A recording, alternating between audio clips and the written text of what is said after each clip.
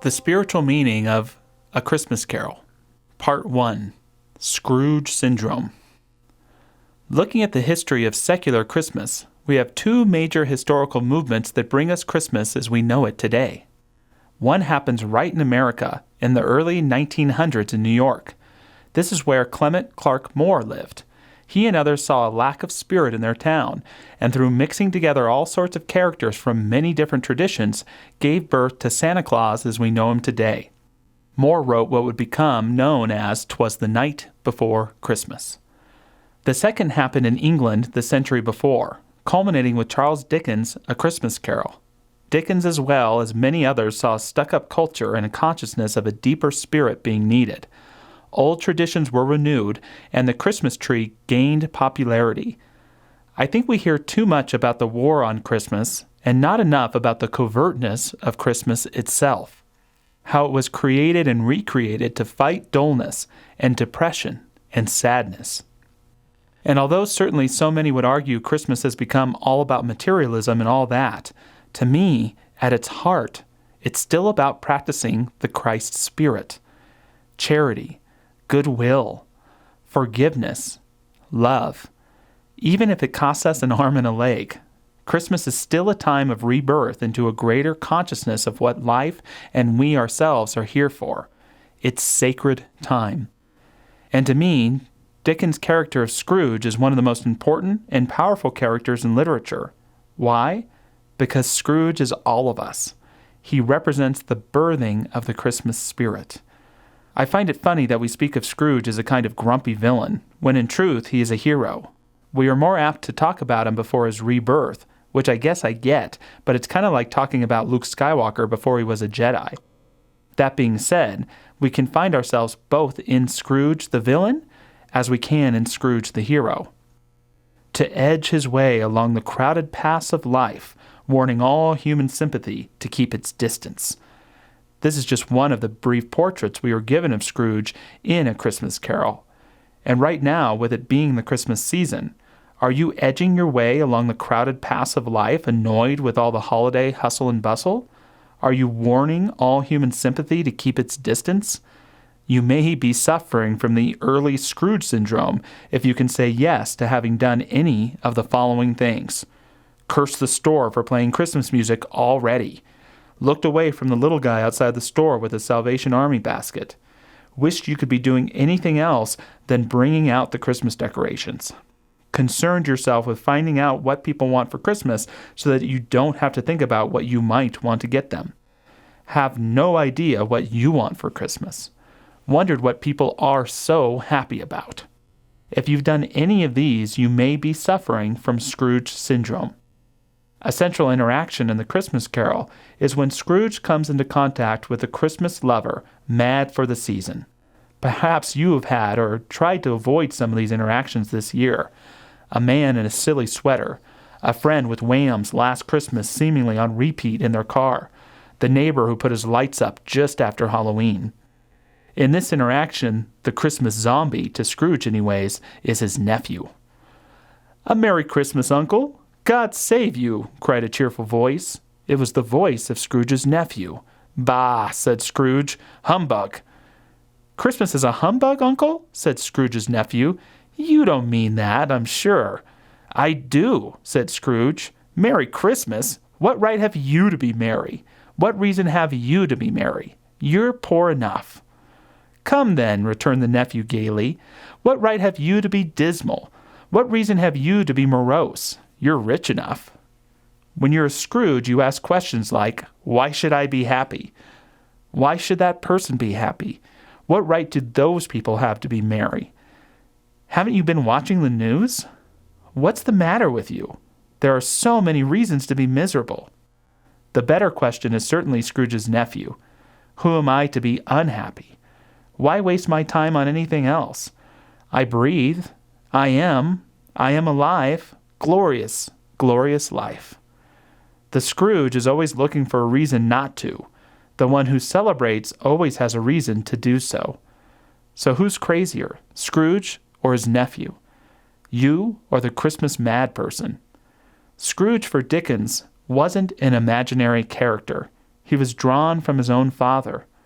Dickens grew up wealthy. His dad fully focused on such things until he was arrested for illegally gaining wealth.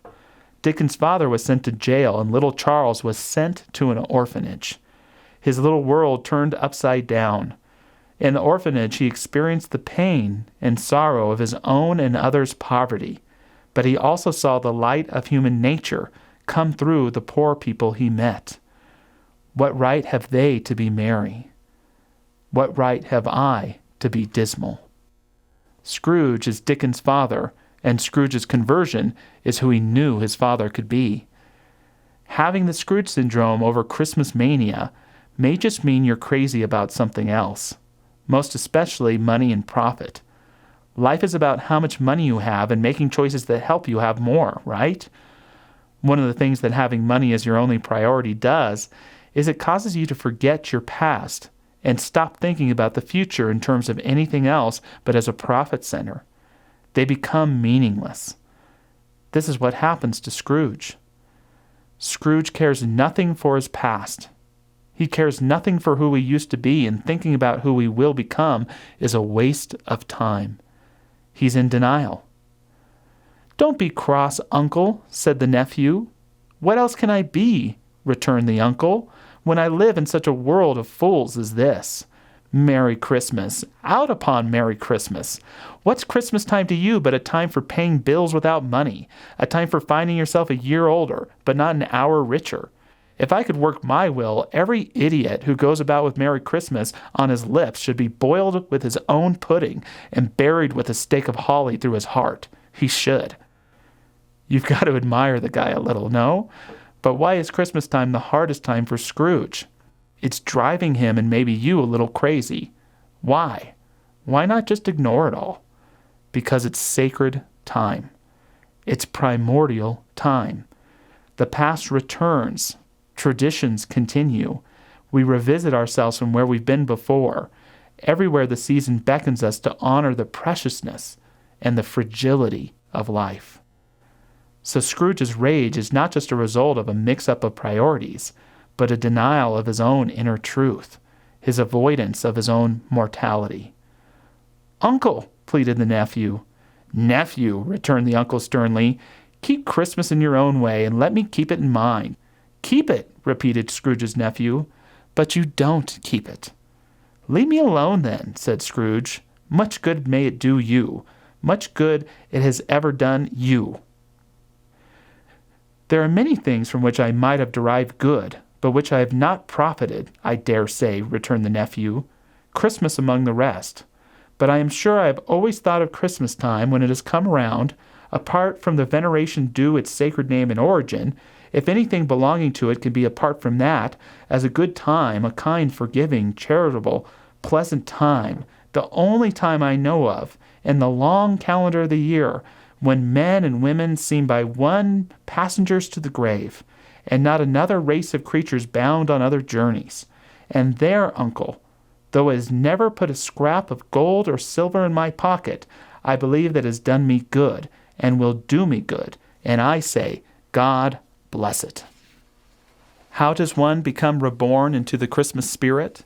It has something to do with this thing we call time. But it's much deeper than that.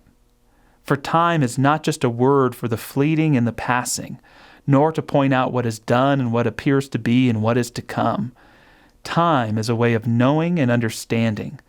The deeper one dwells in the present, with the present as priority, the more profoundly a spirit of peace and love emerge, which if properly understood in a way that understanding can glimpse but never fully acquire, one can awaken from that consciousness of the asshole to that of the heart, and thus rebirth can occur. If I'm wrong, then may I boil in my own pudding.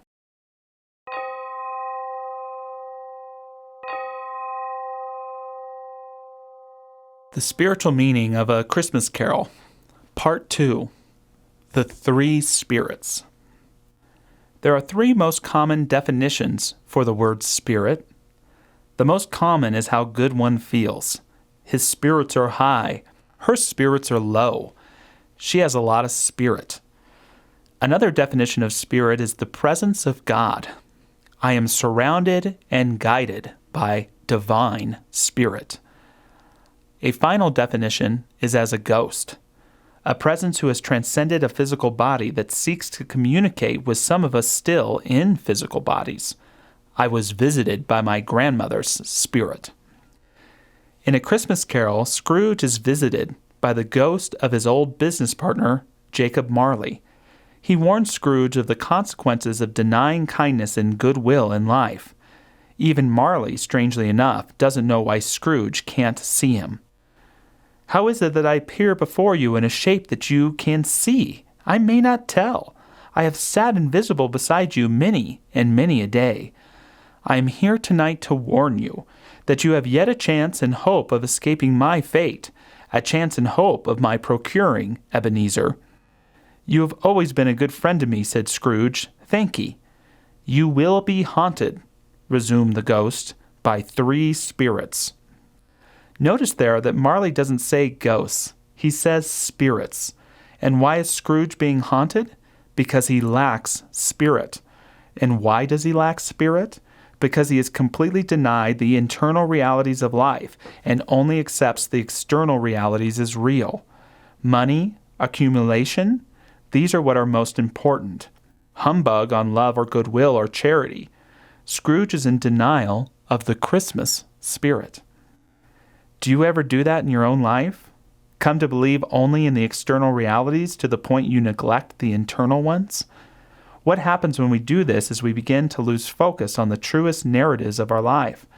And if we're not careful, like Scrooge, we can squash them.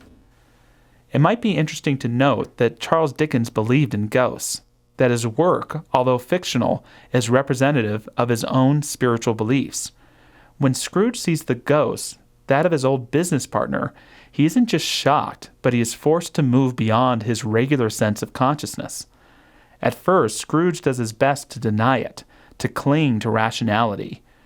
Why do you doubt your senses? Marley asks. Because, said Scrooge, a little thing affects them. A slight disorder of the stomach makes them cheat. You may be an undigested bit of beef, a blot of mustard, a crumb of cheese, a fragment of an undone potato. There's more of gravy than of grave about you, whatever you are. The rationalist seeks the same explanation for an experience of love, or of unity, or of great joy, as opposed to the understanding that there are deeper energies going on. Once Scrooge agrees to believe in Marley, Marley shares with him his warning.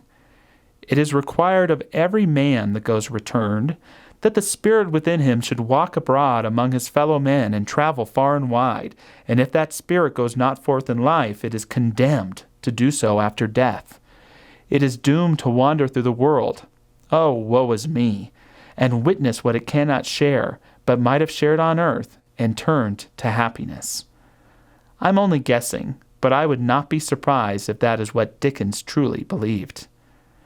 There's a Sufi saying, man's heart is like a piece of ground. You may sow anything in it and rear it. When the fruit comes, then man knows whether it was a sweet fruit or a poison. Man's heart is like a piece of ground. You may sow anything in it and rear it. When the fruit comes, the man knows whether it was a sweet fruit or a poison. What are you sowing in your heart this Christmas? The joy of Christmas is that it doesn't just happen now, but at a deeper level of now, that blossoms something into a greater reality. A future, perhaps? A heaven, perhaps? Or like what happens with the first of the next 3 spirits that visit, a kind of return to the past. For the hard-hearted, Christmas is terrible, for it forces a return to the past. Christmas is a kind of return. It represents the unchanging, and we visit it with terror or with joy. Very few are those who can view it honestly with indifference. It is hard to see Dickens' work as fictional when most of us are visited by ghosts from the past on Christmas. The past does exist, perhaps not as an external reality, but certainly as an internal one. Viktor Frankl said, "The transitoriness of life cannot destroy its meaning because nothing from the past is irretrievably lost. Everything is irrevocably stored. It is in the past that things are rescued and preserved from transitoriness. Whatever we have done or created, whatever we have learned and experienced, all of this we have delivered into the past. There is no one and nothing that can undo it. We are also visited, of course, by the spirit of the future, which too isn't an external reality, but we know it's real. It's already so on the inside. How did Rilke put it? The future enters into us in order to transform itself in us long before it happens. Scrooge sees his possible sad fate, but luckily, if he can nurture his inner reality, that future can change. So too, if we can nurture our inner spirit, our future can change. We can experience a more profound tomorrow, today. The seeds we plant today with the right nurturing, for better or for worse, blossom in our life tomorrow. The most powerful spirit is the spirit of the present moment. It can be like a ghost because we don't see all of it. Not because it's not there, however, but because our focus is too narrow. In A Christmas Carol, the ghost of Christmas Present has the power to bring goodwill and abundance. He just sprinkles some powder from his torch. The sight of these poor revelers appeared to interest the spirit very much, for he stood with Scrooge beside him in a baker's doorway, and taking off the covers as their bearers passed, sprinkled incense on their dinners from his torch. And it was a very uncommon kind of torch, for once or twice when there were angry words between some dinner carriers who had jostled each other, he shed a few drops of water on them from it, and their good humor was restored directly. For they said, it was a shame to quarrel upon Christmas Day. And so it was. God love it, so it was. The ghost of Christmas Present shelters 2 suffering children in his coat, and Scrooge sees them. Scrooge asks the ghost, do they belong to him? No, the spirit says, they belong to man. One is ignorance, the other is want. The present contains everything, and yet its spirit isn't everywhere, for much in the present is unaware of what it is. But that's the calling of Christmas, of the 3 spirits, to bring forth the spirit, to relieve ignorance, to fulfill want. Where we are, whomever we're with, remember, celebrate, and practice the spirit. How are you when visited by the 3 spirits? Just remember they all have the same goal, to bring you into living more fully right now. They point not to a time other than now, but to that deeper time, sacred time. You enter not through a door of matter, but a door of consciousness within, and come out profoundly restored.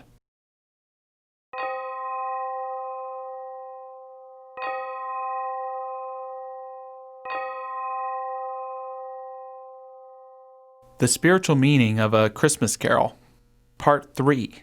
God Bless Us, Everyone. Humbug is probably the most well-known saying from A Christmas Carol, but second is most likely, God bless us, everyone. And of course, they are spoken by one of the most beloved and copied characters in literature, Tiny Tim. Tiny Tim is a young crippled boy who is the son of Scrooge's underpaid employee, Bob Cratchit. What makes Tiny Tim so memorable is that despite his condition, he embodies entirely the spirit of good, love, and peace. After coming home on his father's shoulders, who carried his little crutch, Tiny Tim, his iron frame, Mrs. Cratchit asks, "And how did little Tim behave?" "As good as gold," said Bob, "and better. Somehow he gets thoughtful, sitting by himself so much, and thinks the strangest things you've ever heard. He told me coming home that he hoped the people saw him in the church because he was a cripple, and it might be pleasant to them to remember upon Christmas Day who made lame beggars walk and blind men see. Tiny Tim is someone we pity and sigh for, especially in the Mickey Mouse version where he is a cute little cartoon mouse. I tear up every time. Yet, Tim is also the best of us. He has vision. He has charity. He has the ability that so many of us lack to celebrate life even in the midst of pain and struggle. Not because he is naive, but because he is fully alive. After Christmas dinner, Bob Cratchit declares, "A Merry Christmas to us all, my dears. God bless us," which all the family re-echoed. "God bless us every one," said Tiny Tim, the last of all. He sat very close to his father's side upon his little stool. Bob held his withered little hand in his, as if he loved the child and wished to keep him by his side, and dreaded that he might be taken from him. "Spirit," said Scrooge with an interest he had never felt before, "tell me if Tiny Tim will live." "I see a vacant seat," replied the ghost, "in the poor chimer corner, and a crutch without an owner, carefully preserved. If these shadows remain unaltered by the future, the child will die." "No, no," said Scrooge. "Oh, no, kind spirit. Say he will be spared." "If these shadows remain unaltered by the future, none other of my race," returned the ghost, "will find him here. What then? If he be like to die, he had better do it and decrease the surplus population." Scrooge hung his head to hear his own words quoted by the spirit, and was overcome with penitence and grief. In Tiny Tim, not only do we have a wise one, but one in need of help. This is at times the greatest gift of Christmas, to find someone to give to who could use the help, to bring us out of our own self-interest and praise the life in which we live. God bless us, every one. An old Japanese tale is about a man who dies and wakes up to find a spirit directing him to sit at a large table, filled with all sorts of wonderful food and drink. "I must have not been as bad as I thought I was," the man thought to himself. Others sit down at the table too, but suddenly his arms are gripped and attached to a large board. The others at the table too.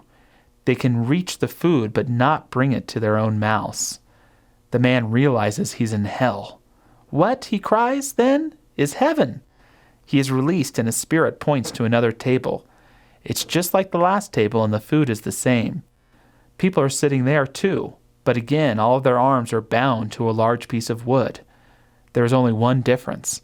At this table the folks have realized they can't feed themselves, but they can feed one another. This is one of the gifts of Christmas time. There is that which I crave that I cannot find by myself. I only receive it from others. And there's a joy I cannot give to myself, that I can only give to others. The British thinker John Ruskin once said, "There is only one power, the power to save someone, and there is only one honor, the honor to help someone." It is ultimately Tiny Tim that truly reawakens Scrooge's heart and transforms him into a hero. Scrooge is overcome with a desire to feed and nurture and help Tiny Tim, but at the level of a deeper reality, it is truly Tiny Tim, his goodness, his purity, his Christ-likeness that helps Scrooge. When Scrooge awakens on Christmas morning, he is transformed. "I will honor Christmas in my heart and try to keep it all the year. I will live in the past, the present, and the future. The spirits of all three shall strive within me. I will not shut out the lessons that they teach." What is the lesson that the spirits teach? That the spiritual life is about practicing goodwill, charity, and kindness, and doing it in cultivation of a sacred now. Yes, be a good person, but more so reap the benefits of being a good person. It is to have the keys that unlock the door to an experience of ultimate reality. Scrooge was better than his word. He did it all and infinitely more, and to Tiny Tim, who did not die, he was a second father. He became as good as a friend, as good a master, and as good a man as the good old city knew, or any other good old city, town, or borough in the good old world. Some people laughed to see the alteration in him, but he let them laugh, and little heeded them, for he was wise enough to know that nothing ever happened on this globe for good, at which some people did not have their fill of laughter in the outset. And knowing that such as these would be blind anyway, he thought it quite as well that they should wrinkle you their eyes in grins, as have the malady in less attractive forms. His own heart laughed, and that was quite enough for him. How does Scrooge stay a hero? By keeping Christmas in his heart all the days. No, that doesn't mean decorations in July, but keeping the heart of charity and goodwill all year long. Christmas becomes, at that point, not so much a holiday as a holy day, in which one can reset him or herself in sacred time and do their best to stay there all the year.